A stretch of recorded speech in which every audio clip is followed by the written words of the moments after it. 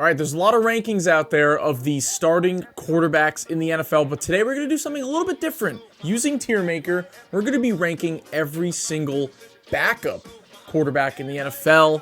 I was watching those brand new commercials that they have. I forget for what company, but it's where, Case Keenum comes in and he does the work for, the husband, and he's known as, the backup QB around the house. And then there's one with Josh Dobbs.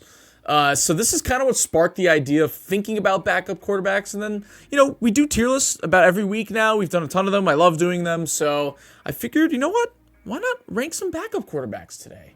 So, here we are. You could see the tier list right here in front of me. We got, it's not just your regular S, A, B, whatever.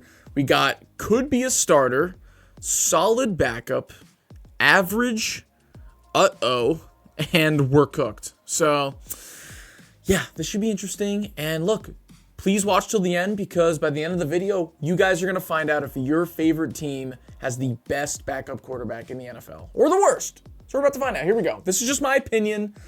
Please comment down below your guys' opinions. We love interacting, seeing what people think about, what I ranked and what you guys would rank. So it's a lot of fun. Let's get into it. Here we go. All right, let's start. It looks like it's going in division order. So we're going to start with the AFC East with Mitch Trubisky. So obviously, if you don't know Mitch Trubisky, he was picked second overall in the 2017 draft. Tons of jokes about him going over Mahomes and all these other players. He drafted by the Bears. And now in 2024, he's on the Bills. And honestly, I think he gets a little bit too much hate. Now, do I think he deserves to be a starter? No. However, look, he can't control where he was drafted. You know what I mean? I think everyone but the Bears was in agreement before the draft that he was not a top 3 pick. Hell, he was not even a top 20 pick, I felt like. So, Mitch Trubisky, I don't think he's that bad. In terms of backups, I'm going to go with solid backup. If you're the Bills and Josh Allen has to miss 2 or 3 games, you're not feeling that worried with Mitch Trubisky. You can win a game or so there. So, yeah, I'll go with solid backup. Let's go to Drake May.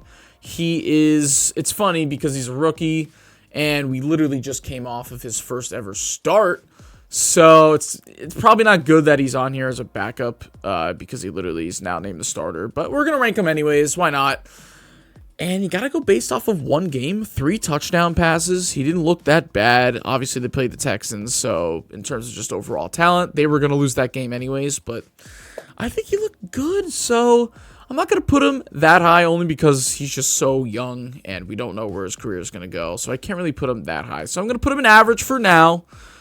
And this is hopefully for Patriots fans the only time he's ever ranked in a backup video, because, if he continues the way he's going, hopefully he'll become a solid starter. All right. We're cooked. This is the Dolphins backup. I've said this multiple times on the podcast. This is Skylar Thompson. He's had to come in for the Dolphins already this season. He played against the Seahawks. He played in 2022. He actually started in a playoff game in 2022. And bar none, I genuinely think he's one of the worst quarterbacks in my lifetime. I've never seen him do anything good on the football field. Now, obviously, he must have been great in college.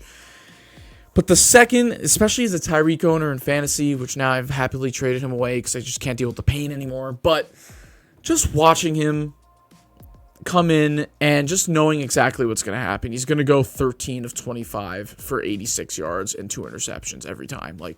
I can't take it with Skylar Thompson. They're cooked immediately. The Dolphins knew they were cooked, that they had to move on to Tyler Huntley, who's not even that much better. That's how desperate they were. After one game of Skylar Thompson. He's truly terrible, and I'm curious to see if there's going to be somebody below him. But I guess we'll find out. All right. Jets, Tyrod Taylor, solid backup. I will put him just behind Mitchell Trubisky, not solely because of him, but because he's on the Jets, and the Jets are just cursed. And I feel like in most circumstances, on most teams, if he were to have to come in for a few games, fans would not panic. But the fact that he's on the Jets, actually, the fact that I'm saying this, maybe he should be an average. So you know what? I'm actually going to put him in average. I've just convinced myself talking about the Jets there. If he was on any other team, solid backup. The fact that he's on the Jets, I'm sorry. All right, let's move on to the AFC North. This is the Ravens, And their backup is a guy that has been on, I want to say, at least a dozen teams in his career. He's a journeyman. He's like the Ryan Fitzpatrick that not a lot of people talk about. It's Josh Johnson. It's funny, the most generic name, like the most generic player. He's been on every single team. He's literally like a creative player in Madden, but he's been around the league forever. But like the fact that he is a journeyman should say that he's a solid backup. But in the times I've seen him on the field, he's just not that good, to be honest. So I'm going to put him... I'm between average and uh-oh. For now, I'll put him at the bottom of average just because of his longevity. And apparently, I guess coaches are seeing something that I'm not. Maybe he's a great locker room guy. I don't know. But for now, I'll put him at the bottom of average. At the end of this, I might move some things around. All right, Justin Fields. This is going to be our first could be a starter. It's funny with him and Drake May on this list. We're filming this in between week 6 and 7 of the NFL season. And Justin Fields, I don't know if it's 100% confirmed. It might be. But it's most likely going to be that he is benched this week for Russell Wilson. He just came off of one of his best games of his career in Vegas. They're 4-2. They're in first place in their division. He looks at least somewhat better than he did on the Bears. And now they're like, oh, Russell Wilson's back and healthy. We're going to bench him. So I'm sorry, Justin Fields. You've landed your way onto this list. But I think you should be the starter still for the Steelers. You have so much potential. You are a great runner. You are definitely not that confident in your passing game just yet. I can't really blame you. Your offense line isn't great, and your weapons aren't that great. So I don't understand why you already got benched for Russell Wilson. If the guy keeps winning and he just came off of his best game, he should be higher on the Steelers totem pole for anything. But in terms of this list, absolutely could be a starter. I mean, you're telling me the Browns. Yeah, if the Browns have the choice right now, money aside, if there's no money worries, they'd easily pick up Justin Fields instead of Deshaun Watson. So, yeah, he's definitely up there. All right. Jake Browning. Now, some of you guys are like, who the hell is this? But I am actually going to put him above Mitchell Trubisky in solid backup. He's the Bengals backup. He had to come in for, 6-7 games last year after Joe Burrow got hurt. They ended with a winning record. And yes, he couldn't sustain a lot of success for a long time, but that's most backups.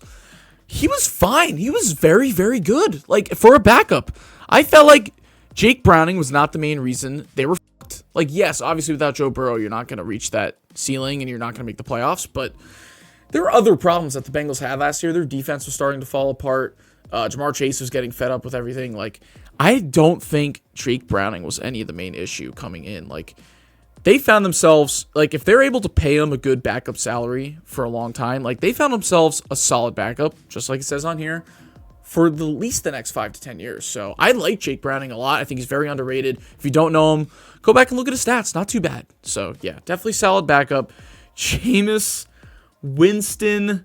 I know everybody's screaming at me to say could be a starter. And yes, his highs are high, which makes him starting caliber sometimes based on his talent. But also, when you get Jameis Winston, you get the whole 9 yards. You get the 3 touchdowns. You get the 4 interception games. You get the pick sixes. You get him escaping crazy sacks. You get him having the goofy plays. He's a great leader. He's a fun guy. He's one of the funniest players in the NFL. He's got a great personality. He definitely has the arm talent there sometimes. And people clamor for it all the time. Please make Jameis a starter. I mean, we're doing it right now in Cleveland. Everybody's asking, please just put him in. Even I said it on the podcast. Even if they lose or he throws a bunch of picks, at least it's fun to watch. At least it's digestible because everybody hates Deshaun Watson. So it's really tough. He's so borderline solid and could be a starter. I just think his floor is so low that I just can't put him in the starter slot right now. And that's going to upset people. I love Jameis. I know a lot of people do. I'll put him at the top of solid backup, though. There's that. All right. Joe Flacco could be a starter. Another guy, I mean, some of these guys have already played this season. Some of these guys are still playing, like Drake May. But Joe Flacco's another one. He just led the Colts to a fourth quarter touchdown on third down, down 17-13 in Tennessee to win the game and go to 3-3. And this guy, he's 40 years old. I mean, everybody knows who Joe Flacco is, obviously, but he's 40 years old. He's still playing. He led the Browns to the playoffs last year. It seemingly feels like 75% of the time, he's throwing for 300 yards and multiple touchdowns every game that he's playing. So this is another guy where it's like, you're looking at some of these teams, it's like, yeah, they would love to have Joe Flacco right now. Teams that are struggling. I'll put him behind Justin Fields because Justin Fields is a lot younger. He has a lot more potential.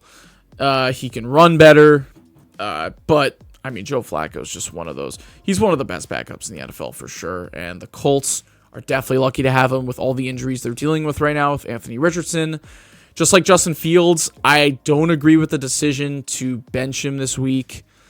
I mean, I get it with the Colts because they drafted Richardson and he's got a lot of talent and they kind of have to put the young guy out there. But I think if you truly want a better chance of winning right now, if you're a Colts fan, it's Joe Flacco. Davis Mills, he's an average backup. I'm going to put him behind Drake May. It feels wrong because Davis Mills is a nice guy.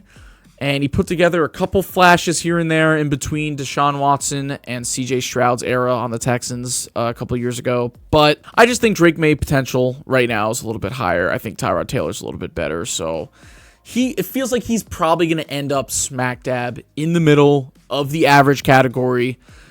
Longest neck in the NFL, fun fact, just by looking at his picture. I don't know. People call him the neck. So maybe that gives him a plus point. I don't know. Anyways. Yeah, he's fine. I thought maybe he had a good chance 2 years ago to make the Texans a little frisky, but it just didn't work out. Okay, let's go to the Titans. Mason Rudolph is an interesting one because anytime he's on the field, I don't want to watch him. He's extremely boring. I don't really like him as a person anyways. I mean, there's some obvious reasons if you know his history, of course, but he might have saved himself in terms of this ranking because he did come in for the Steelers the last couple games last year, and then they made it a close game in Buffalo in the wild card, and he was not the main reason why they lost any games, and I felt like he held his own, and it wasn't that bad. Do I want to put him in solid backup, though? Like, if he comes in for the Titans, I don't think he does anything. You know what I mean? Like, he has to have a good coach behind him, and he needs a good game plan to follow like he did in Pittsburgh, and he can game manage. But if he's on any team that has a slight resemblance of just being dysfunctional like the Titans could, I don't think he's going to do that much. So I'll put him in average. I'll put him at the top of average, though, just because I was impressed of how he held his own in the playoffs last year. The Jaguars. Some of you who are watching, I'm sure, are about to go, wait, he's on the Jaguars now? Yes, it's Mac Jones from the Patriots. He is the Jaguars backup. We actually might see him this year, depending on how the Jaguars season keeps going. I mean, they played the Patriots in London. Actually, I just realized this video is going to come out after this game. So, hey, maybe he comes in. Maybe he has a revenge game against the Patriots. Who knows? I feel like we're going to see him this season if they keep losing. So, do I put him in could be a starter? I don't know. I feel like he kind of got screwed by the Patriots. He was a Pro Bowler in 2021. Then he got hurt in 2022. And he just had no weapons for the Patriots. It's just a disastrous team.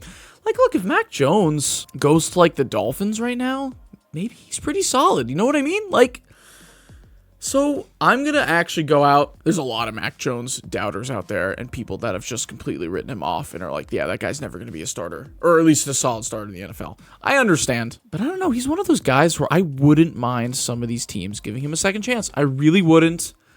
So he's a low end, could be a starter in a situation like, hey, Tua actually, just decided he does want to retire. You pick up Mac Jones, you could definitely win some games. I think he's right there on the border. He's right there with Jameis. I know he had some really bad moments last year, and people in the comments are going to be like, you got to absolutely put him down another level. But I don't know. I just feel like Mac Jones should be given one more chance. Just one more chance. Okay, let's move on to the AFC West. Let's start with my favorite team, the Kansas City Chiefs. Carson Wentz is now a Chief. Didn't think I'd be saying that in 2017.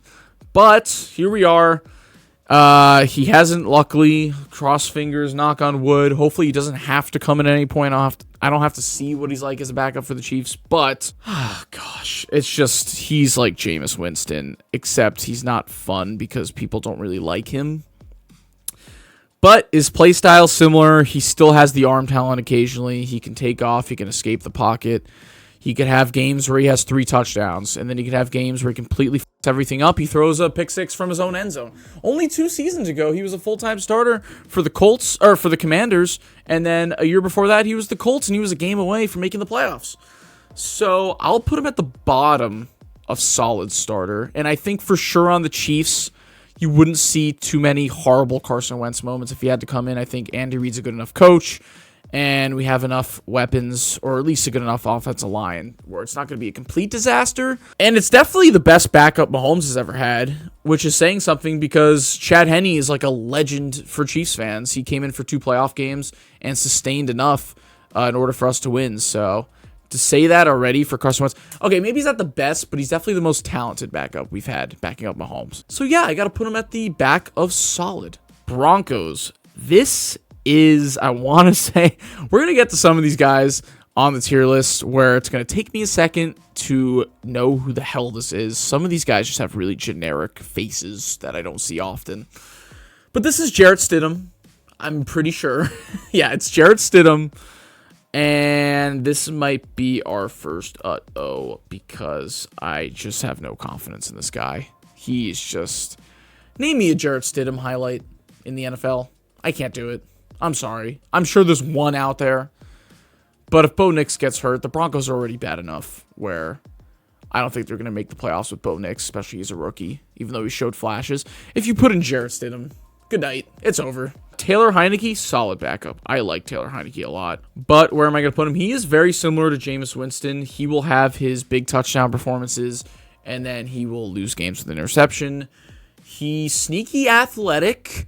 He started some games. I kind of liked him on the Washington. I think Washington should have kept him. He would have been a great backup and mentor to Jaden Daniels, although they're not too worried about their quarterback situation right now. But if Jaden Daniels, he's kind of injury prone. If he was ever to get hurt, I feel like that would be a much better option than the guy we're going to talk about in 2 picks here. So yeah, solid backup. I'll put him right behind Jameis Winston, and I think, yeah, like I'm looking at the guys and could be a starter. I don't think he's right there on that level. I don't think he could play a full 16 games and give them a shot at making the playoffs on really any team.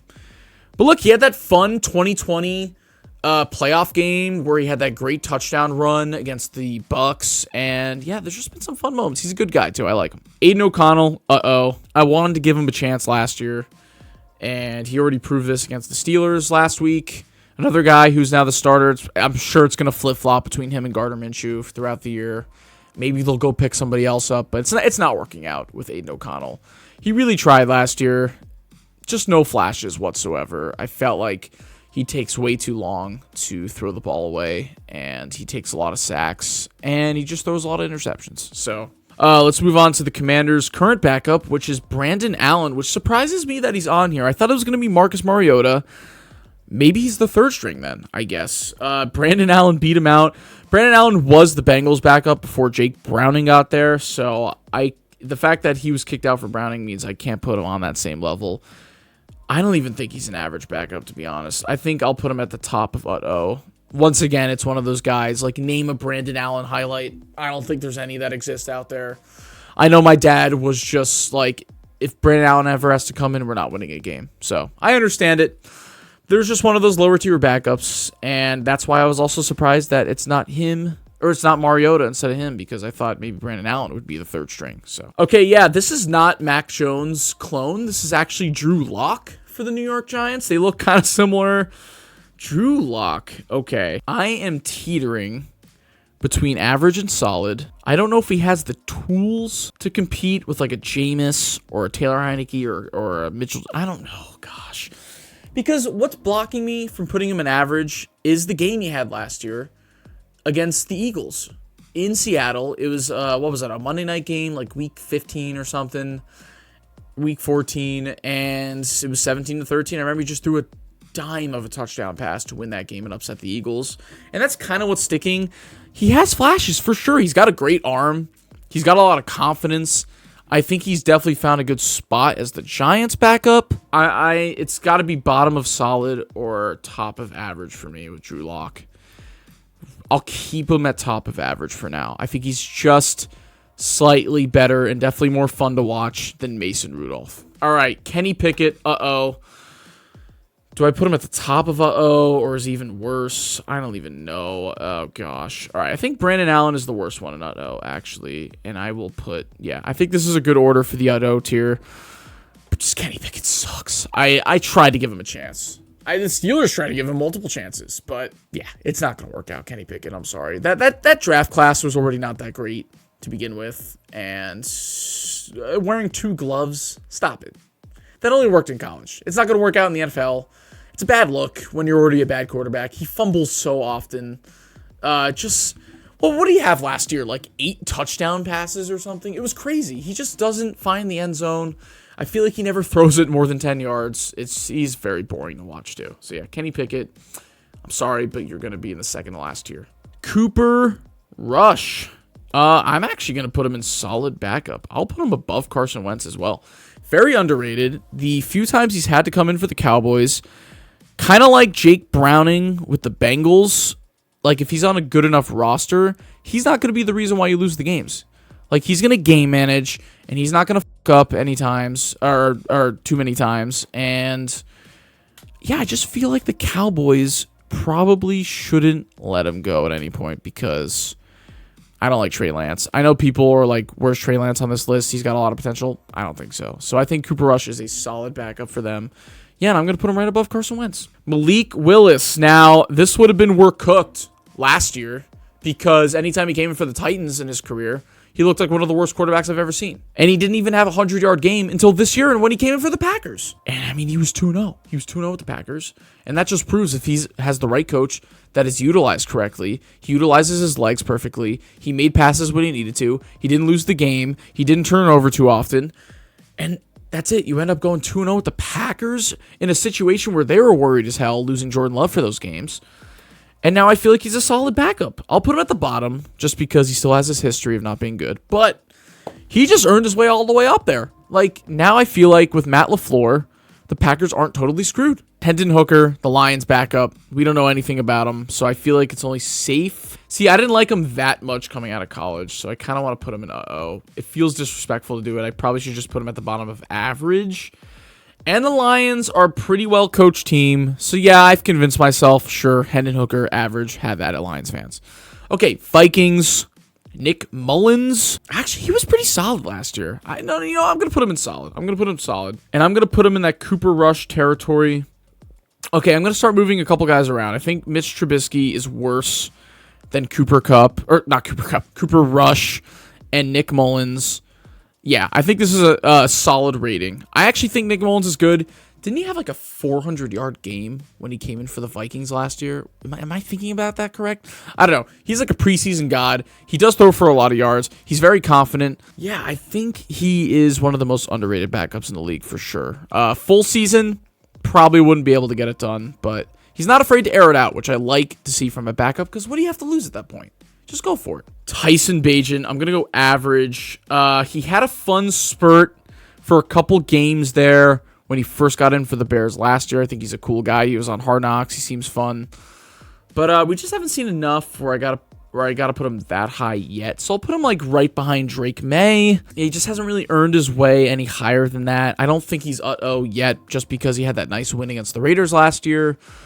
But yeah, Tyson Bagent, I think he's fine. Who the hell is this? I believe it is Kyle Trask. Okay, it is Kyle Trask for the Bucks. It's just another guy that hasn't been able to come in yet. He's been around for a few years, maybe 2 or 3 years. He's Baker's backup. And yeah, I mean, I just feel like I can't really rate him.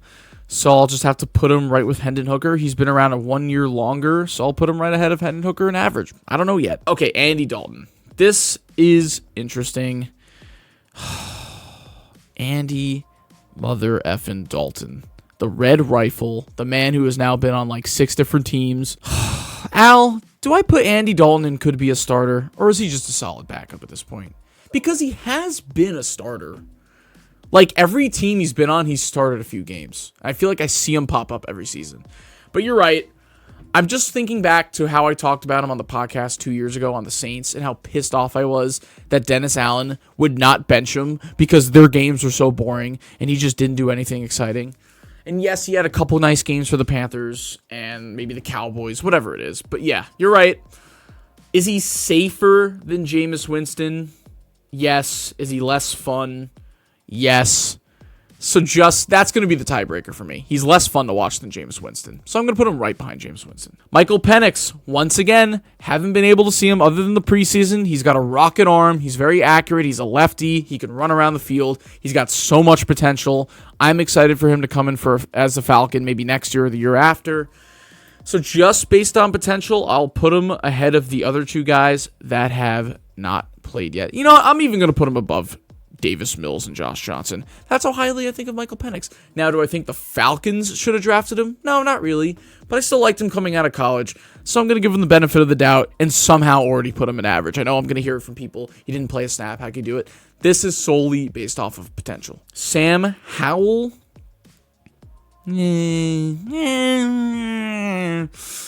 He's fine. He's a solid backup, I think. I think he's like right above Carson Wentz. He's like that Drew Lock territory, Taylor Heineke light a little bit. I think he's a guy who can come in and shockingly throw for 350 yards.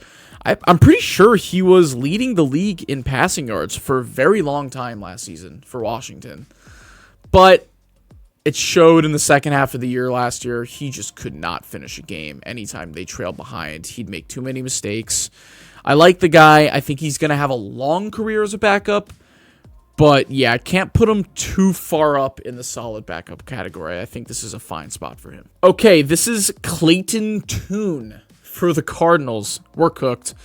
I've seen enough of him. He came in for a few games. I think it was last year, maybe 2 years ago. It might have been 2 years ago when they were on Hard Knocks. And that was a very depressing Hard Knocks, by the way, because Kyler Murray got hurt and they just lost the rest of their games. And I just remember how bad that was. But anyways, yeah, Clayton Tune, I'll put him ahead of Skylar Thompson just because Skylar Thompson I truly think is one of the worst quarterbacks ever.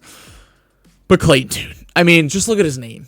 You really trust a guy with the last name Tune to come in and win you a football game on the Cardinals? No, sorry. Sorry, Cardinals fans. You guys and the Titans, every single tier list, I just say something bad and I feel horrible. I'm sorry. I just realized, okay, yeah, this is Brandon Allen. I said Brandon Allen before was the Commanders' backup. No, that's Jeff Driscoll. So now I'm just getting the generic white guys mixed up, and I don't know what's going on anymore. This is the backup list, apparently. And they're sitting right next to each other because I'm like, wait, isn't that Brandon Allen? I already forgot that I talked about Brandon Allen. That's how generic and forgettable these quarterbacks are. Okay, Stetson Bennett, we're cooked. Look, I feel for the guy. He's had a lot of off-the-field issues. I believe he's been in, like, rehab for the last year or two. He's not been able to really get on the field at all. He's the Rams' backup, if you don't know. Obviously, people know him from college. He won a national championship, or 2 national championships with Georgia. He's like 27 years old or something like that, which is crazy. But yeah, I mean, he just hasn't played enough football. I'm kind of also surprised that Jimmy Garoppolo is not named as the backup on here. A couple shocking names that they're the 2 and not the 3, which is why I got to put him in a work hook, because I think if Stetson Bennett comes in, he's not going to do anything. All right, our final name, the New Orleans Saints backup, who I wanted to save for last specifically because I was so surprised at his performance this past week. It was Spencer Rattler. Now, if you don't know Spencer Rattler, even from college, there was a great Netflix series called Last Chance U. I believe he was on the first season, and he was the starting quarterback. That came out like 7-8 years ago at this point. And yeah, now he's in the NFL. He made it. He finally got his first start for the Saints last week against the Bucks. They scored 27 unanswered points in the second quarter. He was looking great. He did have a couple interceptions later in the game, but I thought for the most part, he looked poised. He looked confident. He was not afraid to throw the ball downfield. He had a few nice touchdown passes. So I know it's a 1-game sample size, but I'm going to kind of treat it the same way I treat Drake May on this, which both had solid starts. So I'll put him right behind Drake May. I'm going to move Michael Penix above Tyson Bagent because I think Michael Penix is like right there with Drake May and Spencer Rattler right now. So I know you see his face at the bottom. It was whoever the Saints third stringer is. I have no idea who that is, so we're just not going to mention it. Comment down below if you know who that is. But here we go. There is the 32 backup quarterbacks. I'm not going to go through every name again because I just might forget it. But there you are. Apparently, so look, I said watch to the end to find out who the best backup quarterback in the NFL is. And if your team has him, congrats to Steelers fans. Justin Fields is the best backup quarterback in my eyes. I still think he should be starting. And probably a lot of you guys think the same. Dolphins fans, cover your ears. I'm sorry, but unfortunately, I'm sure you know this already. I'm sure you hate that Mike McDaniel started this guy.